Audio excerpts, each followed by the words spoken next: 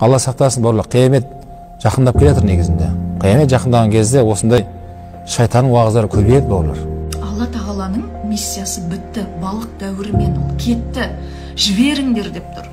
Қиямет жақындаған сайын мына руханият, иманды адамдар ақырындап кете береді екен өзі. Расул айтады, дін ғарип болып келді, ғарип болып кетеді деген ғой. Мұсылманның пайғамбары Мұхаммедтің қазақтың сүйікті пайғамбарын деп айтуына ешқандай негіз жоқ. Дін бейтаныс халде келді үмбетке дейді. Сөйтіп бейтаныс халіне кете береді дейді. Швецияда тағы да қасиетті Құран өртелді. Байқасаңыздар, жыл өткен сайын дін ұстану оңай болып жатқан жоқ ешкімге. Айда 60-қа жуық оқушы бастарына орамал таққандар үшін әлі сабаққа бара алмай жүр. Барған сайын дінді ұстану қиын болып жатыр. Оны да айтып қойған Расул.